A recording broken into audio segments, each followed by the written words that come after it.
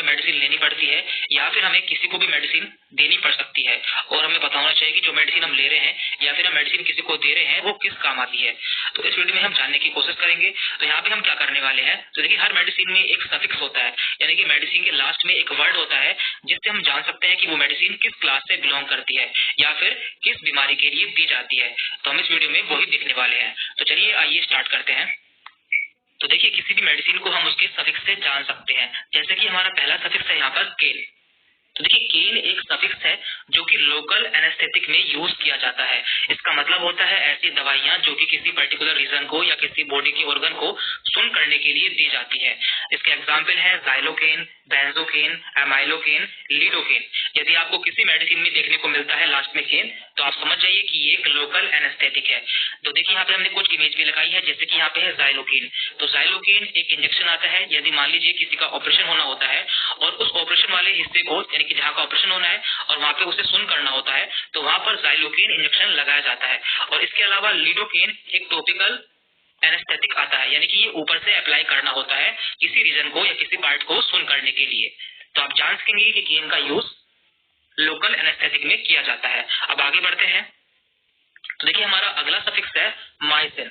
तो माइसिन का यूज किया जाता है एंटीबायोटिक में, यानी कि इन्फेक्शन के लिए। यदि किसी को इन्फेक्शन हो जाता है तो उस कंडीशन में एंटीबायोटिक दी जाती है। इसका एग्जाम्पल है azithromycin, erythromycin, neomycin and streptomycin. तो आप देख सकते हैं कि सबके लास्ट में यहाँ पर माइसिन वर्ड आया है।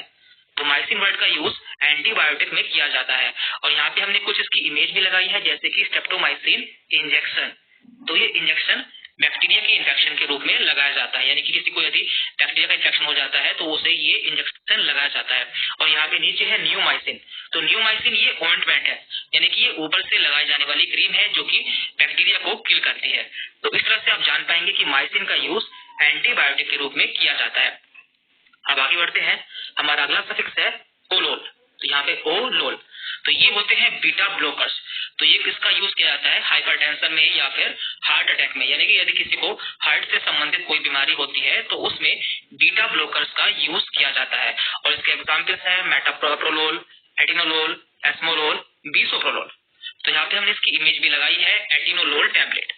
तो आप देख सकते हैं जनरली इसका यूज हाई ब्लड प्रेशर के पेशेंट में किया जाता है, यानी कि ऐसे पेशेंट जिनका ब्लड प्रेशर हाई रहता है तो उन्हें ये मेडिसिन दी जाती है। तो इससे आपको याद रहेगा कि बीटा ब्लॉकर्स का यूज हाई ब्लड प्रेशर में या फिर हार्ट की किसी और प्रॉब्लम में किया जाता है।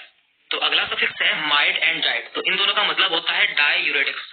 तो इनका काम क्या होता है, ये हमारे यूरिन को बढ़ा देती है, यानी कि इन्हें लेने के बाद हमें बार बार यूरिन आता है।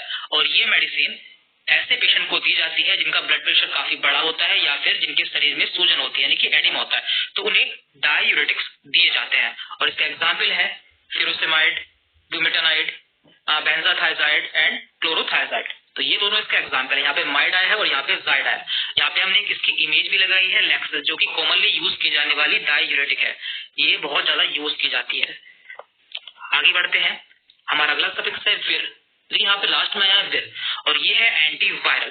तो आप इसे जान सकते हैं, यहाँ पे विर आया है और ये यहाँ पे वायरल आया है। तो यहाँ पे ये वायरस के लिए यूज की जाती है, यानी कि वायरस के इन्फेक्शन के लिए यूज की जाती है। इसके एग्जाम्पल्स हैं ये साइक्लोविर, रेटिनाविर एंड इंडिनाविर। और यहाँ पे हमने इसकी इमेज भी लगाई है जो कि सिप्ला कंपनी की है और ये एसीविर नाम से आती है। लेकिन आप देख सकते हैं यहाँ पे जो इसका यहाँ पे जेनेरिक नेम है वो एसिलोविर यूज हुआ है और ये जो है ये इसका ब्रांड नेम है।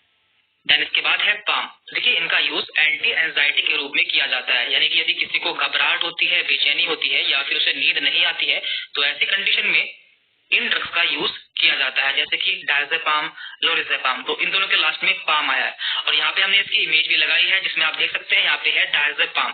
तो इस ड्रग का यूज एंजाइटी के रूप में किया जाता है, यानी कि एंजाइटी को दूर करने के लिए किया जाता है। देन इसके बाद है स्टैटिन। तो देखिए स्टैटिन का यूज एंटी हाइपर लिपिडेमिक्स में किया जाता है, यानी कि ऐसे व्यक्ति जिनका लिपिड बढ़ जाता है, यानी कि कोलेस्ट्रॉल बढ़ जाता है, उन्हें स्टैटिन मेडिसिन दी जाती है। और इन पेशेंट को हार्ट अटैक के चांसेस रहते हैं तो उसे दूर करने के लिए यहाँ पर स्टैटिन दी जाती है। इसके एग्जाम्पल्स हैं एटोरवास्टैटिन, सिमवास्टैटिन एंड लोवास्टैटिन। यहाँ पे हमने इसकी इमेज भी लगाई है एटोरवास्टैटिन की। तो इस तरह से आपको याद रहेगा यदि किसी ड्रग के लास्ट में स्टैटिन आता है तो वो लिपिड के लिए यूज की जाती है, यानी कि कोलेस्ट्रॉल को कम करने के लिए इस्तेमाल की जाती है। एंड इसके बाद में है सोम। तो देखिए सोन ऐसी दवाई होती है जो कि स्टेरॉइड के रूप में यूज की जाती है और स्टेरॉइड का काम होता है बॉडी में इन्फ्लामेशन को दूर करना, लेकिन इनके बहुत ज्यादा साइड इफेक्ट भी होते हैं, इसलिए इनमें से आपको कोई भी मेडिसिन बिना डॉक्टर के प्रिस्क्रिप्शन के नहीं लेनी है। और इसके एग्जाम्पल्स है बेटामेथासोन, कोर्टिसोन, डेक्सामेथासोन। तो इन सभी मेडिसिन का यूज स्टेरॉइड के रूप में किया जाता है जो कि बॉडी में इन्फ्लामेशन को दूर करती है। और यहाँ पे हमने इसकी इमेज भी लगाई है, तो आप देख सकते हैं कि हर मेडिसिन के ऊपर 2 नाम लिखे होते हैं, जैसे कि यहाँ पे लिखा है डेक्सामेथासोन ऊपर लिखा है और नीचे लिखा है डेक्सोना। तो देखिए ये जो इसका डेक्सामेथासोन है ये इसका जेनरिक नेम है, जबकि जो डेक्सोना है इसका ब्रांड नेम है। तो ब्रांड नेम जो है वो कंपनी डिसाइड करती है, यानी कि कोई भी कंपनी किसी भी पर्टिकुलर जेनरिक नेम का या फिर सॉल्ट का ब्रांड नेम अलग रख सकती है, तो ये डिपेंड करता है, लेकिन आपको देखना होता है कि इसमें कौन सा जेनरिक है, यानी कि कौन सा इसके अंदर सॉल्ट है। तो इस तरह से आप मेडिसिन को पहचान सकते हैं। यहाँ पे हमने मैक्सिमम मेडिसिन कवर कर ली है और जो मेडिसिन रह गई है वो हम अगली वीडियो में कवर कर लेंगे। और लास्ट में सबसे इंपॉर्टेंट बात देखिए, वीडियो केवल इसलिए बनाई गई है जिससे आप जान सके कि कौन सी मेडिसिन किस काम आती है, लेकिन आपको इनमें से कोई भी मेडिसिन बिना डॉक्टर के प्रिस्क्रिप्शन के नहीं लेनी है, यानी कि आपको ये मेडिसिन खुद से नहीं लेनी है जब तक आपको डॉक्टर